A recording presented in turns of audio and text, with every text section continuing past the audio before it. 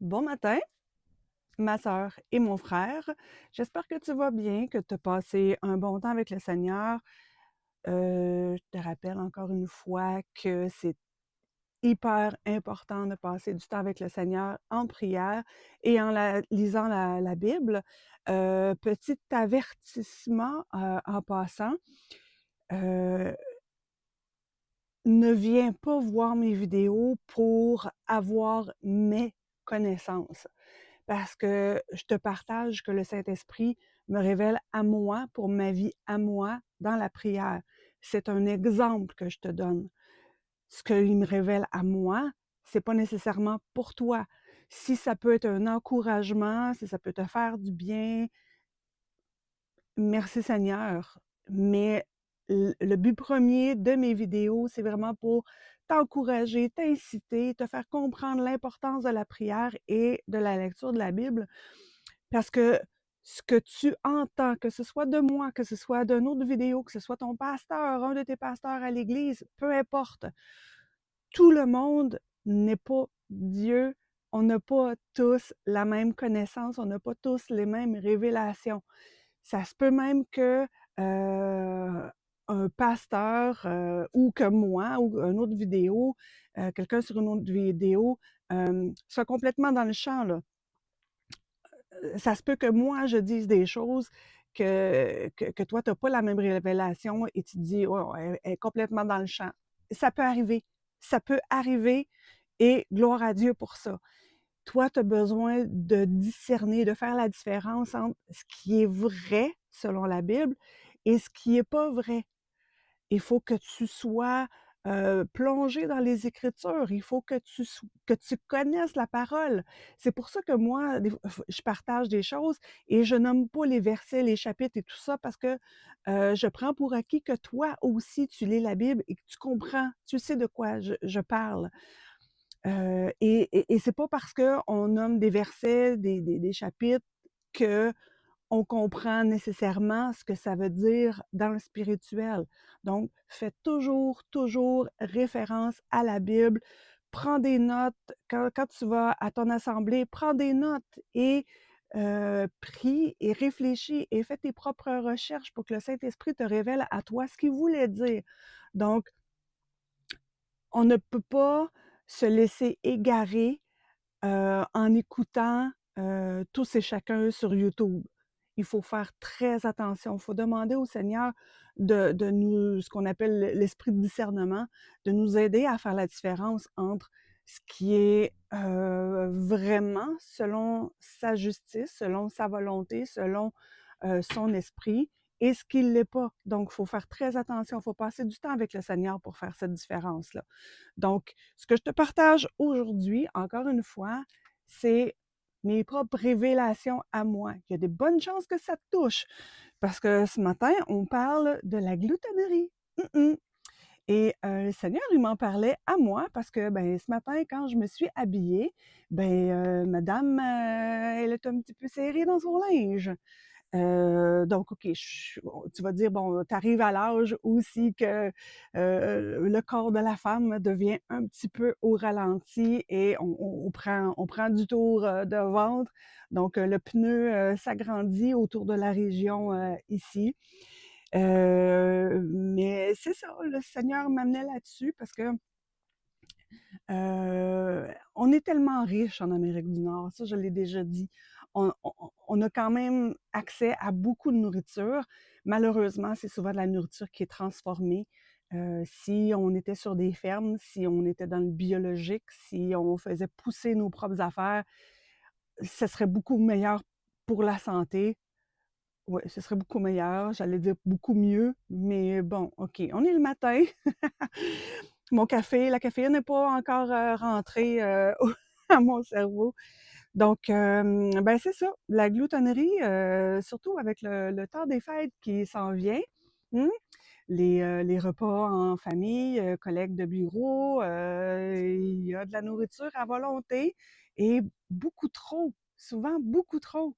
On remplit nos assiettes, on retourne une deuxième fois, on boit du vin, on boit de l'alcool, on a du plaisir.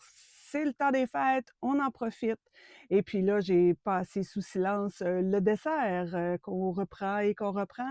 Je sais moi-même, j'ai une dent sucrée et il faut faire très attention à ce que je mets dans mon garde-manger parce que ouais, c'est ça. Donc, c'est vraiment un message pour moi, surtout, mais un avertissement pour le temps des fêtes.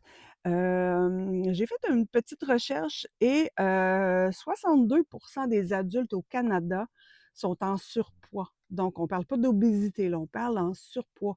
62. 1 sur 3 est obèse. Donc, c'est pratiquement 30. Les 65 ans et plus, donc c'est vrai qu'on a le ralentissement de notre système biologique. À force de ne plus bouger, on devient beaucoup plus sédentaire. 65 et plus, c'est 57,3 qui sont obèses. C'est énorme. Puis comparé au Japon, eux, qui sont à 3,7 parce que leur alimentation, ils font attention, ils mangent beaucoup plus sainement et ils bougent beaucoup plus que nous. Donc, la sédentarité, là, c'est incroyable comment ça fait des dommages sur nos corps. Dans la Bible, il y a 36 versets qui parlent des excès de table, du manger et boire, des festins, de la gloutonnerie. Et dans Galates 5, versets 19 à 21, je t'invite à aller le lire, mais ça dit que les œuvres de la chair, donc les querelles, les jalousies, donc ça, c'est des choses qu'on nomme facilement, hein, ça, on le sait, bon, les querelles, les jalousies, l'animosité, donc tout ça, on est plus habitué. L'ivrognerie aussi, donc parce que c'est facile de pointer du doigt quelqu'un qui boit trop. C'est très, très facile. C'est quelque chose qu'on voit facilement de nos yeux. Et c'est nommé aussi les excès de table. Excès de table. Ça, on en parle moins souvent. La gloutonnerie, c'est un péché.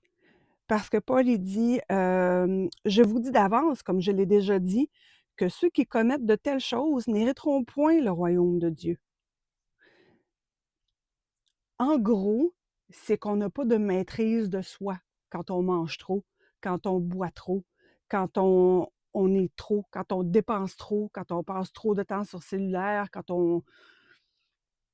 C'est le manque de maîtrise de soi. Et ça, si je ne me trompe pas, c'est dans 1 Pierre qui dit, bon, à la foi, ajouter la bonté, à la bonté, ajouter tout ça. Donc, il y a la maîtrise de soi. Donc, c'est un fruit de l'esprit, la maîtrise de soi. Et puis moi, je suis vraiment coupable de ça. Je fais pas exprès, mais je suis coupable et dans mon cas, c'est surtout la fatigue qui m'amène à faire des excès de table. Donc quand je suis fatiguée, j'ai pas envie de me faire, à manger, je vais ouvrir le réfrigérateur, je vais ramasser, n'importe quoi, je vais manger à n'importe quelle heure. Donc pour moi, personnellement, c'est la fatigue, que je dois travailler et c'est là où je me fais attaquer et je sais que j'en parle souvent de la fatigue pour moi, c'est là où je me fais attaquer. Quand je suis fatiguée, je prends des mauvaises décisions, je prends un mauvais chemin et je dois vraiment, travailler fort pour me coucher à des heures raisonnables. Il faut que je recommence à faire de l'exercice aussi, donc la maîtrise de soi, ça pour moi, c'est quelque chose à travailler. Et puis même, heu, l des fois, on mange comme s'il n'y avait pas de lendemain. Hein, mangeons et buvons car demain nous mourrons. S'empiffrer là, c'est comme si en fait, la manne que Dieu, donnait au peuple d'Israël quand il était dans le désert, il leur disait clairement: «Mettez-en pas de côté parce qu'il va y avoir de la moisissure et il sera plus bon. Faites-moi confiance, je vais vous en donner à chaque jour selon vos besoins.» Donc, il les a nourris pendant 40 ans. Et à chaque jour, Dieu les nourrissait. Il a tenu sa parole. Et de nos jours, il faut faire confiance à Dieu aussi, parce que juste dans la prière de Jésus qui dit: «Donne-nous notre pain quotidien, notre pain de ce jour». Puis en plus, Jésus, il dit: «Inquiétez-vous pas de ce que vous allez manger et boire. Cherchez premièrement le royaume». Est-ce que moi, dans ma vie, je suis attentive à est-ce que j'ai faim vraiment ou c'est parce que je m'ennuie? Mon fils m'a déjà dit un jour, «Si tu veux savoir si tu as vraiment faim, demande-toi, est-ce que je mangerai du brocoli?» Si la réponse est non, ben, c'est parce que c'est de la gourmandise. Et si la réponse est oui, ben, c'est parce que tu as besoin d'un repas à ce moment-là. Donc, je ne sais pas si toi, ça peut t'aider, mais moi, mon fils, dans sa sagesse de 20 ans, presque 21, comme j'ai déjà dit, il m'inspire beaucoup, il m'aide beaucoup. Merci Seigneur pour sa présence dans ma vie. Donc, c'est une façon pour moi de vérifier si j'ai vraiment faim. Donc, 1 Pierre 4, versets 3 et 4, il dit: «C'est assez d'avoir dans le passé accompli la volonté des païens, en marchant dans les convoitises, dans l'ivrognerie, dans les excès du manger et de boire».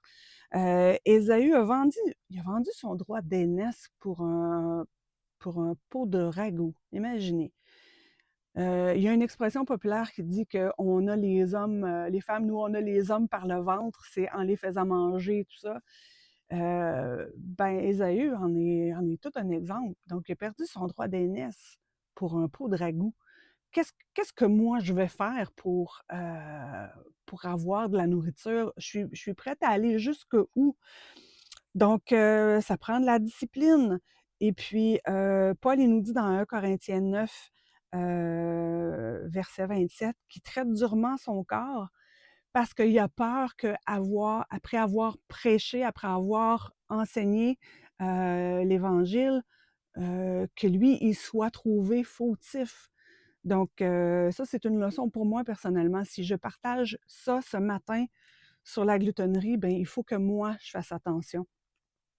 Donc, je t'invite à, à méditer là-dessus.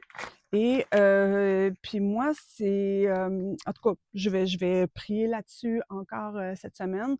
Et puis, ben, ça se peut que moi, pendant le temps des fêtes, je fasse un jeûne, justement pour, ben, d'abord pour me rapprocher de la volonté de Dieu, mais aussi pour ben, traiter mon corps durement pour que j'apprenne à reconnaître ma faim et non pas y aller avec des excès.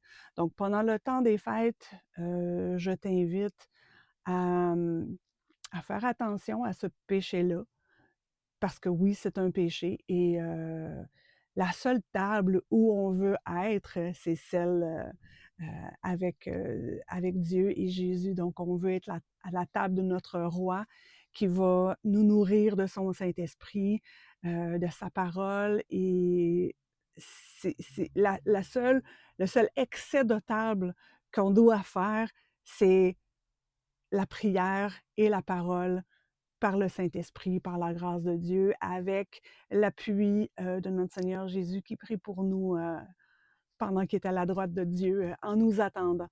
Donc, je te souhaite une belle journée, mon frère, ma sœur. Et donc, on y va ensemble et on fait attention, justement, on porte attention à ce verset-là de notre pain de ce jour. Donc, voilà, notre Père qui es aux cieux, que ton nom soit sanctifié, que ton règne vienne, que ta volonté soit faite sur la terre comme au ciel. Donne-nous aujourd'hui notre pain de ce jour. Pardonne-nous nos offenses, comme nous pardonnons aussi à ceux qui nous ont offensés. Ne nous soumets pas à la tentation, mais délivre-nous du mal, car c'est à toi qu'appartiennent le règne, la puissance et la gloire pour les siècles des siècles. Amen.